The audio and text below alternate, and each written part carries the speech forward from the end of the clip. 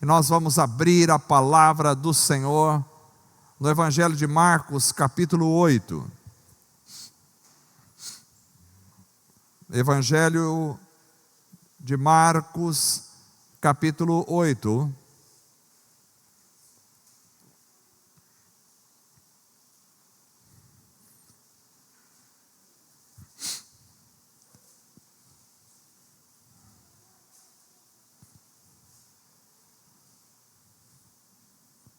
Vamos ler a partir do verso de número 22 até o verso de número 26. Marcos 8, do 22 até o 26. Diz assim a palavra do Senhor. Eles foram para Betsaida, e algumas pessoas trouxeram um cego a Jesus, suplicando-lhe que tocasse nele. Ele tomou o cego pela mão e o levou para fora do povoado. Depois de cuspir nos olhos do homem e impor-lhe as mãos, Jesus perguntou: "Você está vendo alguma coisa?" Ele levantou os olhos e disse: "Vejo pessoas, elas parecem árvores andando." Ou em outra tradução, vejo os homens, pois os vejo como árvores que andam. Mais uma vez, Jesus colocou as mãos sobre os olhos do homem. Então seus olhos foram abertos, e sua vista lhe foi restaurada, e ele via tudo claramente. Jesus mandou-o para casa, dizendo: "Não entre no povoado." Amém. Graças a Deus. Vamos orar ao Senhor, agradecendo por esta palavra que lemos esta noite. Senhor Deus, nós queremos te louvar, te agradecer, exaltar o teu nome, bendizer o teu nome. Graças pela tua palavra, Senhor, poderosa, que fala ao nosso coração, que fala à nossa vida, que transforma a nossa alma. Graças por ter, ó Deus, nos dado o privilégio, a oportunidade de estarmos aqui esta noite para ouvirmos a tua palavra, para nos deleitarmos, Senhor, na comunhão dos irmãos, na comunhão com o Senhor, para, Senhor, oferecermos a nossa adoração em conjunto, coletivamente, o nosso coração alegre diante do Senhor, fruto dos nossos lábios, para o louvor, a honra e a glória do teu nome somente. Senhor, venha falar ao nosso coração, ó Pai, através da mensagem, ó Deus, a partir da tua palavra, que ela venha falar a nossa vida, que ela venha transformar a nossa alma, nosso coração, nosso ser, nossa mente, que ela venha, Senhor, nos instruir, nos edificar esta noite. Abençoe a cada um dos irmãos que estão aqui, os que não puderam vir, outros que estão acompanhando pela internet. Que a graça do Senhor atinja os corações, curando, transformando, libertando, trazendo vida, trazendo salvação, trazendo cura, trazendo libertação. Nós oramos pedindo e te agradecendo por tudo, no santo nome de Jesus. Amém e amém.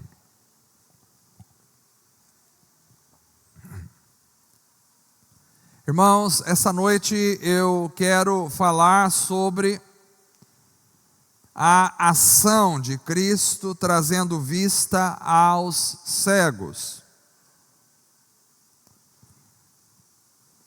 A cegueira física na Bíblia, creio eu, tem uma dimensão muito ampla.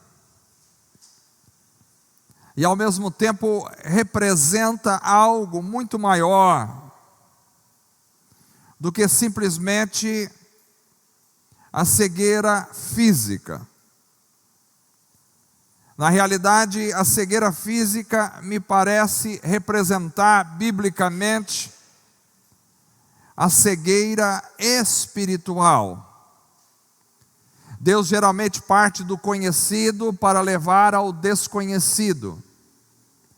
Parte do comum, do cotidiano, para levar à dimensão do espiritual. Nós vemos isso principalmente nas parábolas de Jesus, onde ele partia do comum, do conhecido, para ensinar o desconhecido, o profundo, o espiritual. Então, me parece que todos nós temos uma consciência clara de que nós éramos cegos espiritualmente antes de ser tocado por Jesus. Mas aí Jesus veio, e ele veio para dar vista aos cegos. Ou seja, ele veio para abrir os olhos das pessoas para que enxerguem. Não enxerguem simplesmente o mundo material, mas consiga enxergar além do mundo material. Consiga ver as realidades verdadeiras e espirituais. A questão dos cegos na Bíblia é absolutamente interessante. Se você for olhar acompanhando nos evangelhos, vai perceber que Jesus curou os cegos de várias maneiras. Ele não curou sempre da mesma maneira os cegos. E talvez seja o tipo de cura mais diversificado que Jesus fez nos evangelhos. Às vezes ele curava os cegos com uma fala, às vezes ele curava com toque, às vezes ele curava com barro. São várias formas de Jesus curar os cegos. Bom, isso dá uma outra mensagem que nós poderíamos ministrar depois aqui para a edificação da igreja. Mas hoje, especificamente, eu quero falar sobre este cego de Betsaida. O texto que nós lemos hoje diz que eles foram para Betsaida e algumas pessoas trouxeram então um cego, suplicando a Jesus que tocasse nele. Então Jesus pega esse cego e leva ele para fora do povoado. Interessante as atitudes de Jesus aqui. Esse texto é muito profundo, é muito peculiar. Jesus pega esse cego e não o cura em Betsaida. Ele leva para fora do povoado. E chegando lá fora, Jesus faz uma das coisas mais improváveis. Se eu e você fizéssemos, talvez seríamos execrados publicamente, seríamos até processados talvez. Jesus leva esse cego para fora da cidade e ele cospe nos olhos do cego. E depois ele impõe as mãos sobre os olhos e pergunta para aquele homem. Parece-me uma pergunta muito estranha Jesus fazer isso. Ele diz assim: o que você está vendo? Está vendo alguma coisa? É uma pergunta estranha. E então o cego levanta os olhos e diz: eu vejo pessoas, mas eu vejo pessoas como árvores.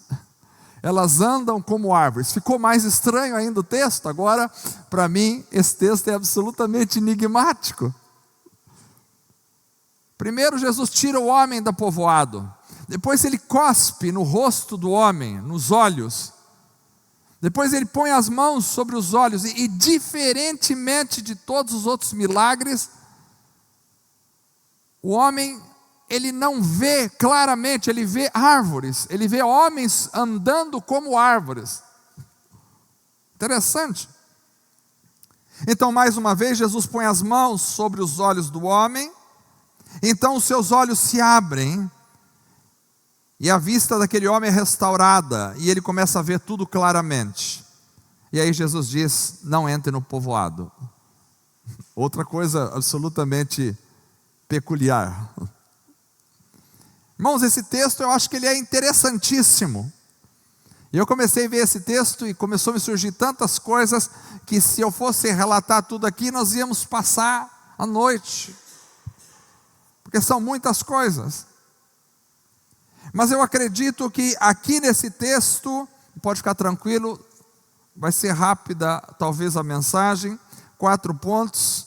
Mas aqui eu acredito que está a chave para entendermos um pouco mais sobre a obra de Cristo, no processo de abrir os nossos olhos para enxergarmos o mundo espiritual. Porque eu creio que aqui, muito mais do que o relato de uma cura, aqui nós temos a revelação da ação de Cristo, restaurando a vista da humanidade. E uma vez que todos são cegos espirituais, antes de terem um toque de Jesus, então eu quero pensar com os irmãos esta noite, quais são os princípios revelados por Jesus aqui, para que alguém consiga ver plenamente o mundo espiritual. E o primeiro princípio está aí nos versos 22 e nos versos 23 que nós lemos, porque o relato começa dizendo que eles foram para Betsaida, e algumas pessoas trouxeram um cego a Jesus, suplicando-lhe que tocasse nele, e ele toma o cego pela mão e o leva para fora do povoado, e me parece que é a primeira vez que Jesus faz uma situação dessa, e talvez a única. Pega uma pessoa que está ali na cidade pela mão e não o cura, e o leva arrastando até sair da cidade. Bom, eu acredito que cada ação de Jesus, cada fala de Jesus é absolutamente profunda, não é por acaso que está ali.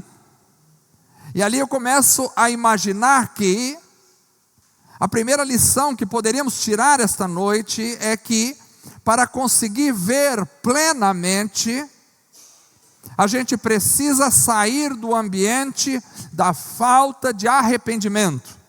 Esta é a primeira lição.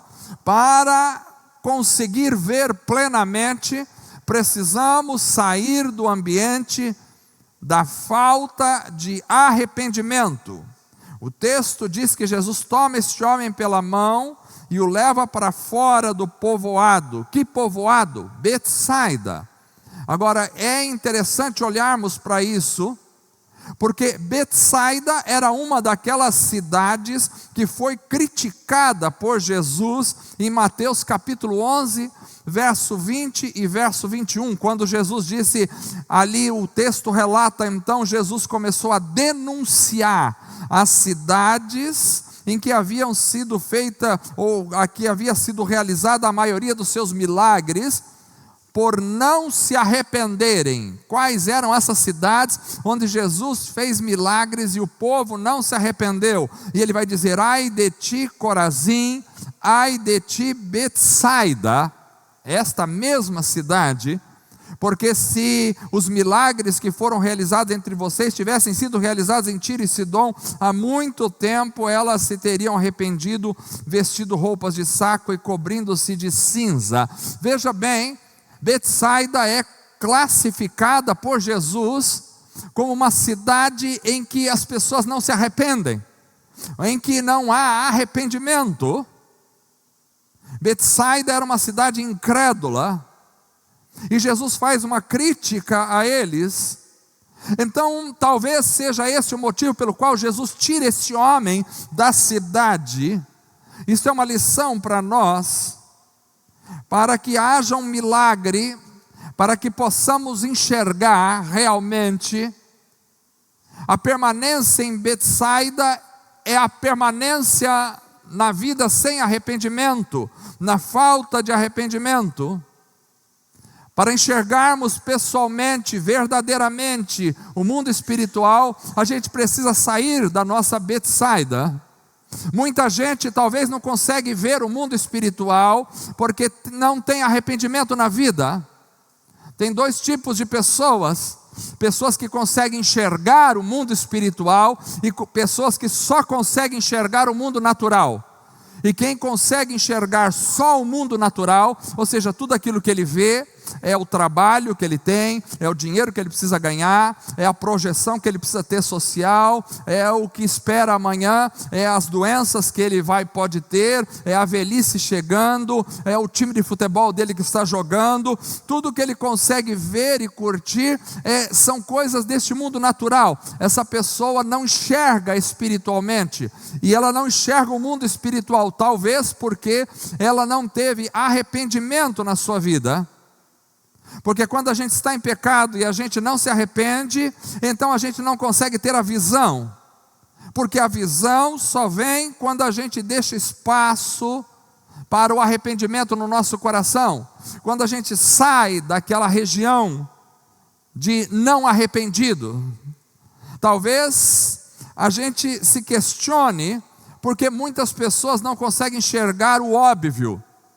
O óbvio, está acontecendo algo espiritual e ele não consegue enxergar, e talvez seja porque ele nunca saiu de Betsaida. Jesus precisa tirar aquele homem daquela cidade. Aquele lugar é um lugar da falta de arrependimento. Então, tirando aquele homem de uma cidade que não se arrepende, ali tinha então agora o ambiente propício para chegar à verdadeira visão sobre a vida daquele homem. É preciso sair de Betsaida, ou seja, é preciso se arrepender. Este é um ponto básico para a gente conseguir enxergar a vida espiritual.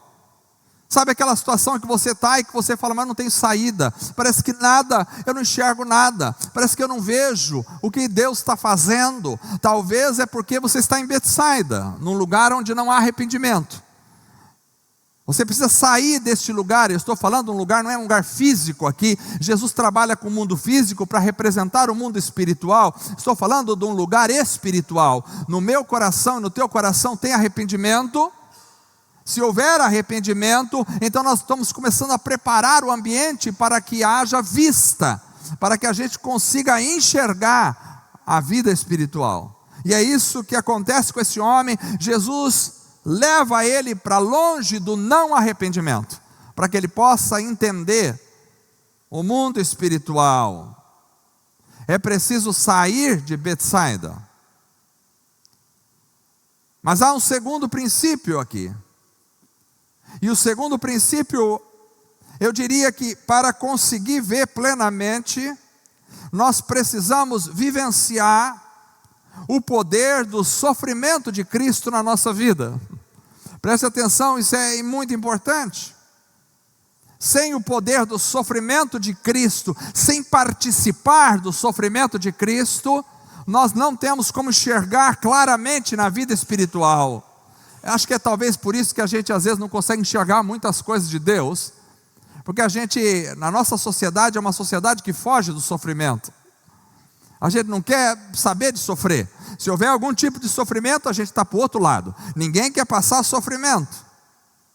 Mas vejam vocês que após tirar o homem para fora de Betsaida, Jesus então vai cuspir nos olhos daquele homem. É uma situação absolutamente inusitada. É uma situação absolutamente improvável. É uma experiência absolutamente estranha. Ora, dizem alguns que naquela época passava-se entre os judeus da classe religiosa uma ideia de que o primogênito, em sua saliva, tinha poderes de cura. Então o primeiro filho, isso é uma ideia que se curtia entre o povo religioso, é de que o filho primogênito tinha poder de cura em sua saliva. Essa era uma folclore que existia entre o povo judeu. Será que Jesus fez isso pegando desse princípio e indo para outro princípio? Não sabemos. O que sabemos é que cuspir no mundo bíblico era um gesto culturalmente compreendido como um desprezo público. No mundo mais amplo do Antigo Oriente Próximo, cuspir no rosto de outra pessoa significava a humilhação profunda. Como hoje no nosso mundo, equivalente a marcar alguém como impuro, socialmente alienado. É como nós temos hoje em nossa sociedade. É interessante porque quando Miriam, que criticou Moisés lá no Antigo Testamento, Miriam foi punida com a lepra, então Moisés vai interceder por Miriam, e aí Deus vai falar algo absolutamente interessante. Em Números capítulo 12, verso 14, o Senhor diz a Moisés: se o pai dela lhe tivesse cuspido no rosto, não estaria ela envergonhada 7 dias? Que fique isolada fora do acampamento 7 dias, depois ela poderá ser trazida de volta. Então você vê por aqui, que alguém que recebia um cuspe no rosto, era alguém absolutamente exposto à vergonha, 7 dias, vergonha completa, vergonha total.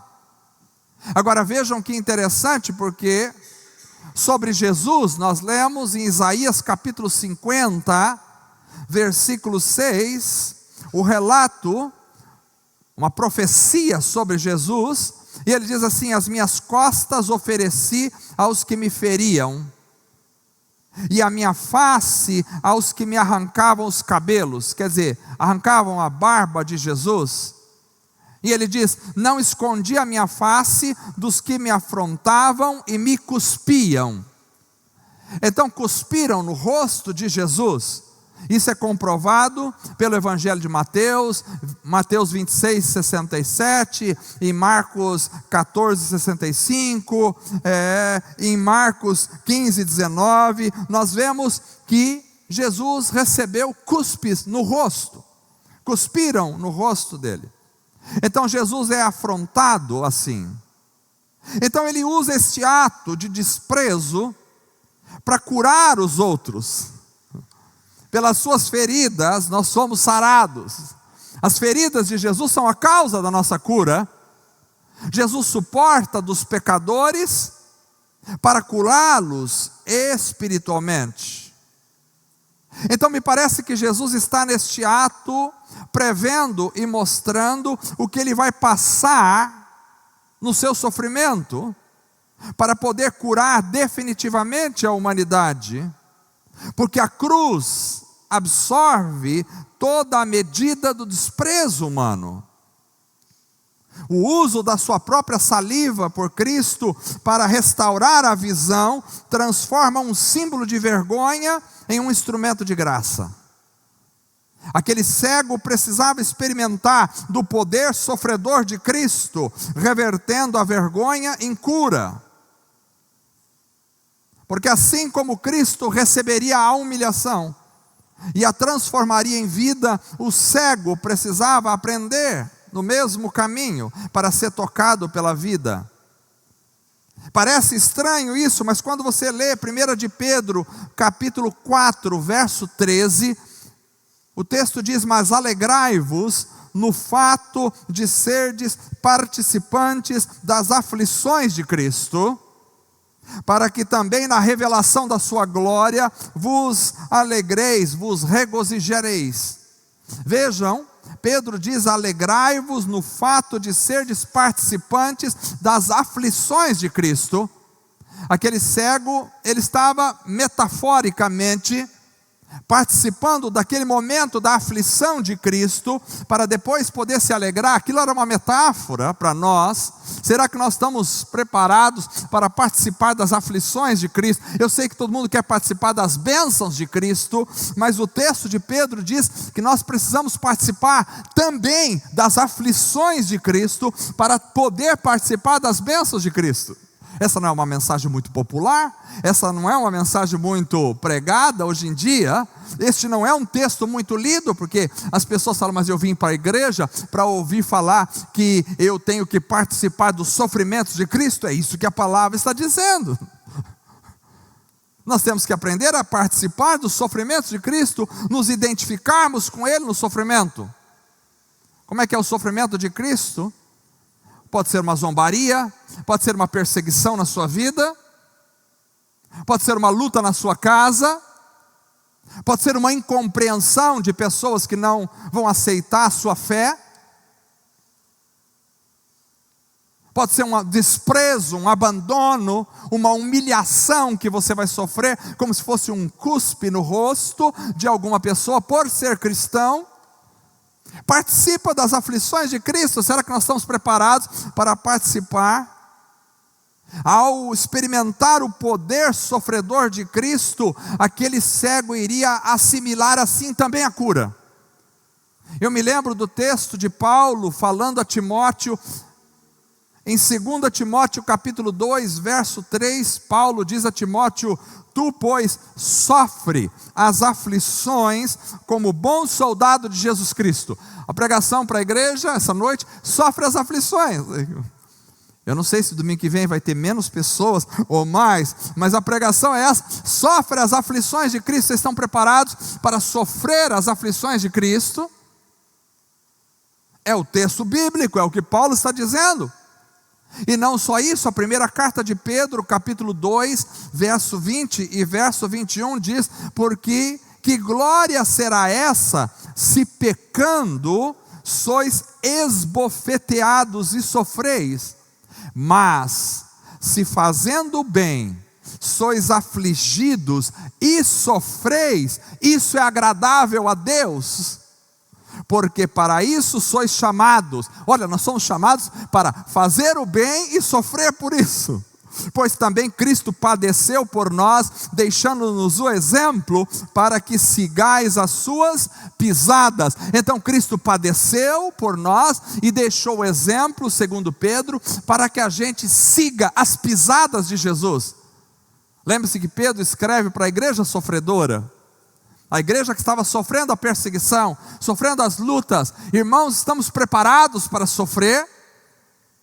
Aceitamos o sofrimento que vem quando somos perseguidos por causa da nossa fé, quando somos zombados na escola, quando você está na escola, na faculdade, e você diz que é cristão, verdadeiramente cristão, e você tem princípios cristãos, você muitas vezes é perseguido pelos colegas, você é zombado pelos colegas, zombado pelos professores às vezes, você é questionado pelos professores, você é escanteado às vezes, e você diz: mas por que eu estou sofrendo tudo isso? Não é possível, eu não devo sofrer dessa forma. Mas o texto bíblico diz que Cristo sofreu e nos deixou as pisadas, para que a gente ande nas mesmas pisadas dele e sofra como Cristo sofreu, por amor ao evangelho, por amor às pessoas. A gente só consegue gerar vida se a gente tiver a disposição de sofrer.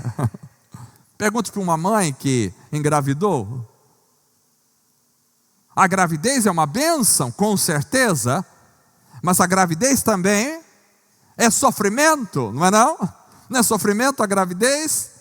Algumas têm enjoo, outras vomitam todos os 9 meses da gravidez, outras sentem o peso da barriga quando vai chegando muito tempo, o tempo de já dar à luz, outras não conseguem dormir mais à noite, porque não tem mais a posição para ficar, e o bebê chuta a barriga, que é legal, mas também incomoda muitas vezes. Às vezes vem o mal-estar, vem o cansaço, a barriga pesa, a dor do parto. Se o parto é normal, é difícil às vezes o parto. Se o parto é cesárea, também tem todas as questões, a anestesia e depois a recuperação pós-cirúrgica. E depois que nasce, O sofrimento não acaba, porque aí vem as preocupações, vem a preocupação de estar bem com o filho, de estar com saúde, de acontecer alguma coisa amanhã, de essa criança vir a ficar doente, dela morrer, ou de ela ir para a escola, como aconteceu recentemente nos Estados Unidos, alguém lá entra com uma arma e atira e mata, ou de estar na rua, sofrer um acidente. Bom, são tantas as coisas que eu não deveria aqui ficar enumerando todas elas, mas ter filhos é sofrimento, mas se você quer gerar vida, você tem que estar preparado para sofrer. E isso não é diferente na vida cristã, porque a Bíblia diz que todos aqueles que querem viver piamente em Cristo padecerão perseguições. Texto bíblico da palavra de Deus para a nossa vida. Mas vale a pena sofrer, porque depois você vê o sorriso da criança. Vale a pena sofrer, porque você vê a vida gerada. Então precisamos experimentar o poder sofredor de Cristo. Paulo falava de sofrer aquilo que resta na sua própria vida, dos sofrimentos de Cristo. Quando eu aprendo a transformar a vergonha, o sofrimento, o escárnio, a humilhação em graça, então o poder sarador do sofrimento de Cristo começa a abrir os meus olhos para que eu veja. Para você ver o mundo espiritual, senão a gente fica cego, não vê. Para a gente ver o mundo espiritual, a gente tem que estar preparado e passar pelo poder sofredor de Cristo Jesus. A gente precisa passar por isso. São as lutas e as tribulações que Deus permite que você passe. E você pensa, por que eu estou passando essa luta e essa tribulação? É para você enxergar o mundo espiritual. Deus quer te mostrar o mundo espiritual. Você precisa partilhar dos sofrimentos de Cristo, para poder ver a luz nascer. E aí eu venho para o terceiro princípio desta noite. O terceiro princípio, para conseguir ver plenamente, nós também precisamos contemplar homens como árvores. Pastor, agora o senhor enlouqueceu com essa mensagem. A gente precisa contemplar homens como árvores. O verso 23 que lemos diz que depois de cuspir nos olhos do homem e impor-lhe as mãos, Jesus perguntou: você está vendo alguma coisa? Ele levantou os olhos e disse: vejo pessoas que parecem árvores andando. Vejo os homens, pois os vejo como árvores que andam. Essa situação é absolutamente interessante. E eu começo a perguntar, será que o poder de Jesus falhou naquela hora? Será que o poder de Jesus não foi suficiente para curar totalmente aquele homem na primeira vez? Por que será que Jesus tem que fazer duas vezes? Será que não foi suficiente o poder dele para curar aquele cego? É claro que não é isso. Vocês podem perceber, por exemplo, que no verso 23, Jesus faz a pergunta: estás vendo alguma coisa? E eu achei absolutamente interessante essa pergunta, porque Jesus não pergunta geralmente, quando cura alguém. Ele não pergunta, você pode ver, ele não pergunta. Ele só diz para os cegos em geral: vê, pronto, os cegos veem. Ou ele diz: vai lá e se lava no tanque de Siloé, e o cego vai lá e se lava no tanque de Siloé e fica curado. Ou ele toca o cego e ele começa a ver. Mas aqui é diferente. Nesse caso aqui, ele faz uma pergunta: está vendo alguma coisa? Por que ele faz essa pergunta? Me parece que ele faz essa pergunta porque ele quer ensinar algumas coisas. E o homem responde que ele está vendo homens como árvores. Bom, tem várias formas de entendermos isso. Alguém diz que isso pode ser uma referência à progressão da revelação, que a revelação vem aos poucos e vai crescendo até você compreender tudo. Talvez seja isso que Jesus está querendo exemplificar ali, pode ser. Mas eu entendo que vai um pouco mais além do que isso, porque eu acredito que a primeira coisa que a pessoa precisa ver na vida, para enxergar no mundo espiritual, é a árvore. Por que o homem vê homens como árvores? Podia ser como qualquer coisa, mas como árvores, andando como árvores não andam. Árvores não andam. Se ele falasse, eu vejo os homens andando como cachorros, ou como elefantes, ou como macacos, ou como qualquer outra coisa que anda, mas a árvore não anda, e ele diz, eu vejo homens andando como árvores. É muito estranho. Mas talvez porque o elemento árvore seja a chave aqui. A árvore na Bíblia tem um simbolismo riquíssimo. E nós poderíamos passar aqui a noite inteira só falando sobre a simbologia da árvore, de Gênesis a Apocalipse. Tem um símbolo riquíssimo. Daria uma mensagem de 200 pontos ou mais esta noite. Fique tranquilo, não será isso. Mas basicamente eu quero dizer que a árvore, em primeiro lugar, ela tem um símbolo fortíssimo na Bíblia em relação à cruz. Então, eu entendo aqui que antes de ver qualquer coisa, este homem precisava ver a cruz. Por isso ele vê homens como árvores. Ou seja, se você não viu a cruz de Cristo na sua vida, então você ainda não enxergou nada do mundo espiritual. Você pode enxergar muito bem com seus olhos físicos, nem precisar de óculos. Mas se você não enxergou a cruz de Cristo em você, você não viu nada. Porque quando Jesus vai abrir os olhos espirituais, a primeira coisa que a gente enxerga na vida são árvores. É a cruz. Porque para ver nós precisamos contemplar a cruz. A cruz é um instrumento de cura para nós.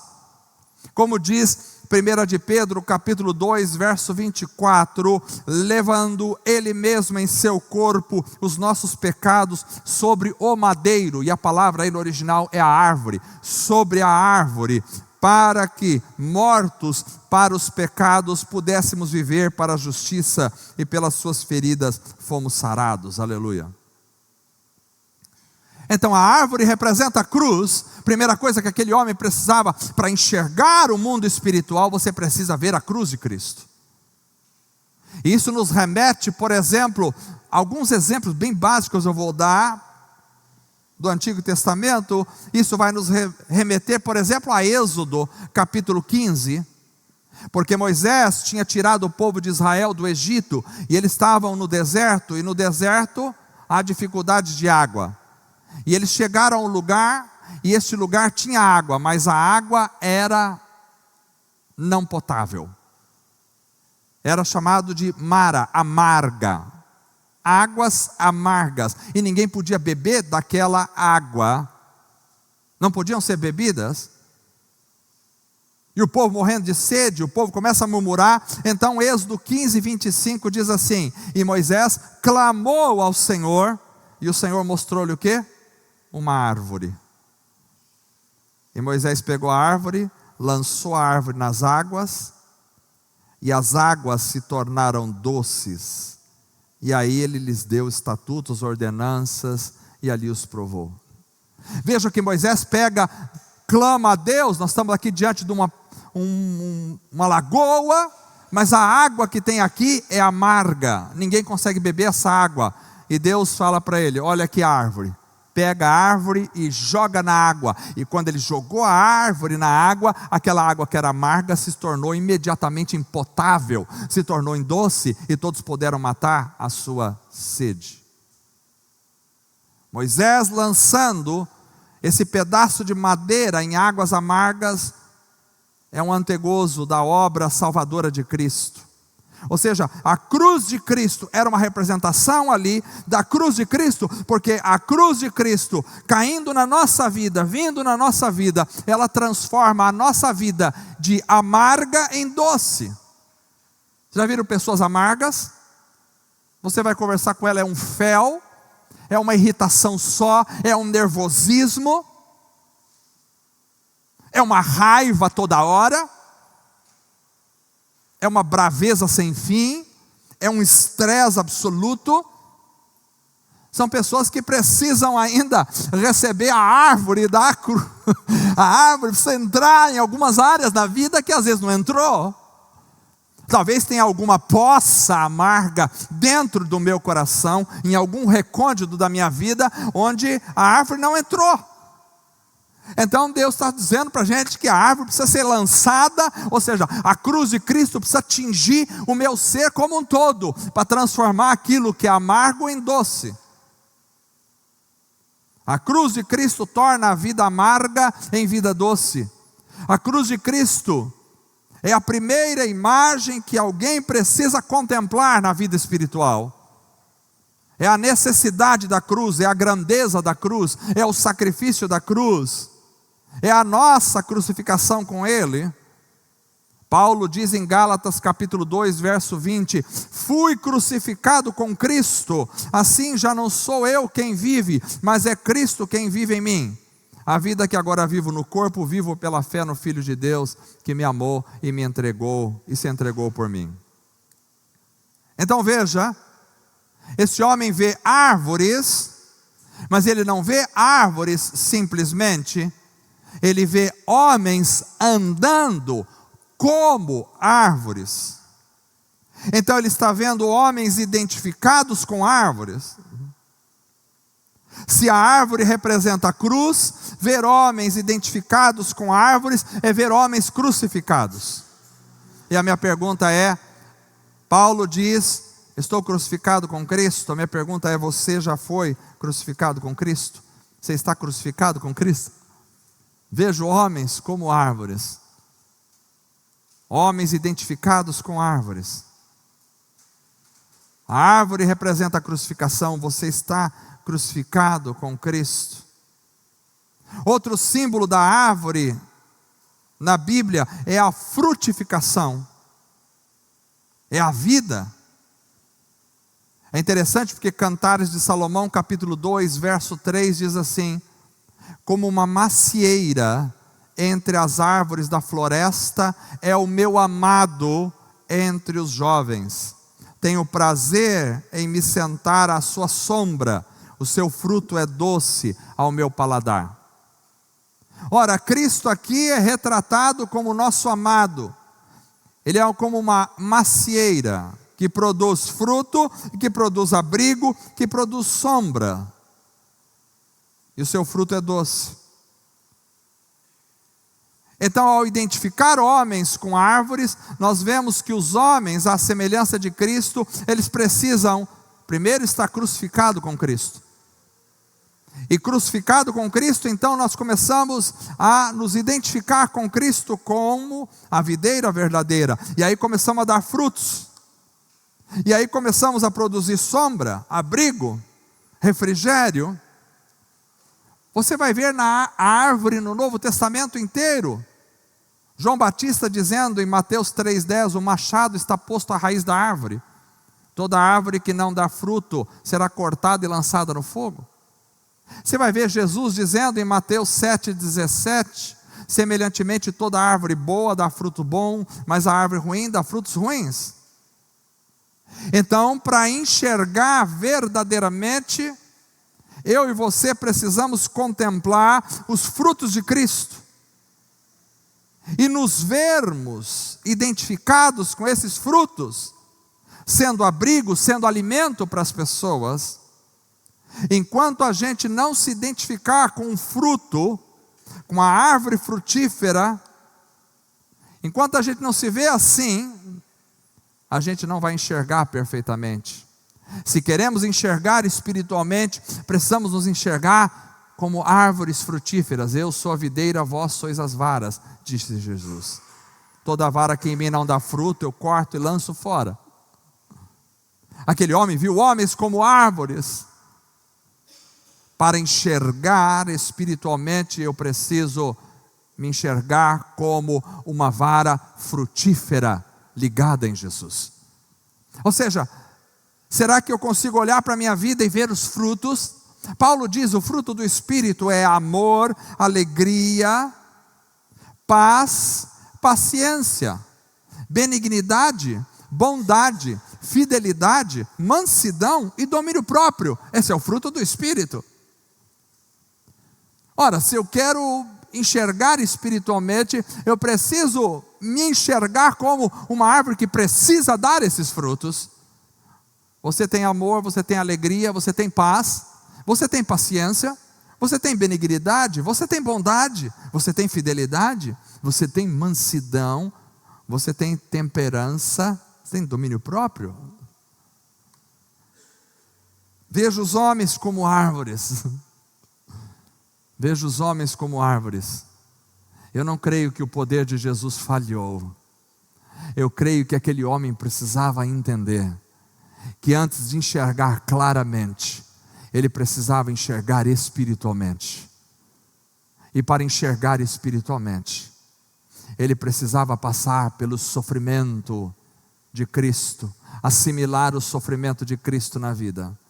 Ele precisava enxergar a cruz. Ele precisava se enxergar crucificado com Cristo na cruz. Ele precisava enxergar a sua vida produzindo frutos para a glória de Deus. E aí, por último, depois que a cura foi completa, então vem uma direção para a manutenção da visão. Porque eu aprendo aqui que para manter a visão, a gente tem que aprender a não voltar para o ambiente da falta de arrependimento. Jesus disse àquele homem, depois de curado, verso 26, Jesus mandou para casa, dizendo: não entre no povoado. Não entre no povoado. É interessante que Jesus faz uma proibição para aquele homem, que talvez não tenha feito para outros. Mas ele faz para aquele homem: não entre nesse povoado. Você começou a enxergar, agora não entre mais no povoado. O povoado é o povoado da falta de arrependimento. Agora você não pode mais viver em meio à falta de arrependimento. A mudança de hábitos, de costumes, de práticas na vida precisa ser total. Por isso não entre mais no povoado. Sabe por que a gente consegue, às vezes a gente enxerga alguma coisinha e daqui a pouco a gente deixa de enxergar novamente? Porque a gente volta para Betsaida. Voltar para Betsaida é voltar para uma vida sem arrependimento. A vida de arrependimento tem que ser completa, total e todo momento. Se pecarmos, temos que nos arrepender. Temos que nos arrepender de sermos frios espiritualmente. Temos que nos arrepender de não sermos o que Deus quer que a gente seja. E quando a gente deixa de se arrepender, então a gente volta para Betsaida. A gente volta a morar no povoado. E quando a gente volta a morar no povoado, a nossa vista começa a turvar-se novamente, espiritual. E a gente perde a possibilidade de enxergar. Eu sei que essa mensagem não é muito fácil de compreender, mas vocês são inteligentes. E eu sei que vocês captaram a mensagem essa noite. Porque a ação de Deus acontece em nós dessas 4 formas. E eu gostaria que você guardasse isso no seu coração. Primeiro é separação. Saia do ambiente da falta de arrependimento, para você poder enxergar espiritualmente. Ou seja, arrependa-se.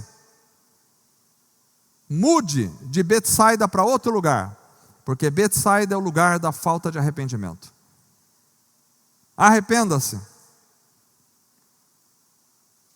Vivencie o poder do sofrimento de Cristo, sem reclamar, sem fugir, sem se desesperar, porque é no sofrimento de Cristo que os seus olhos vão começar a se abrir. Mesmo quando você é humilhado, quando você é cuspido, quando você é pisado, quando você é perseguido, se te baterem numa face e da outra, se obrigarem você a ir 1 milha, vai com ele 2. Se tirarem a tua túnica, dá também a capa. Olha que terrível. e maravilhoso ao mesmo tempo.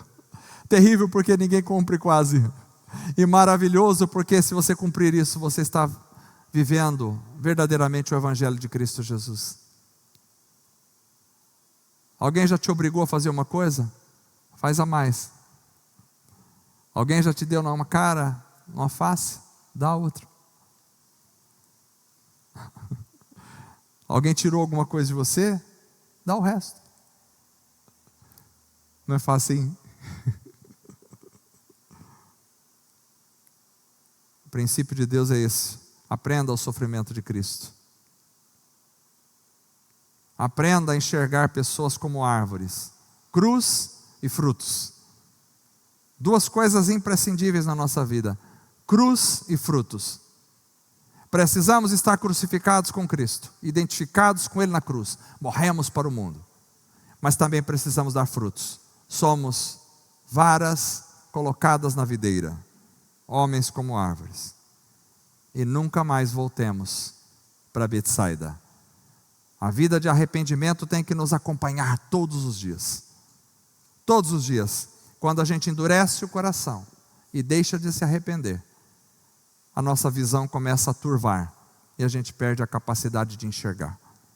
A gente pode enxergar muito bem fisicamente, e tem gente que enxerga muito bem fisicamente, mas não enxerga absolutamente nada espiritualmente.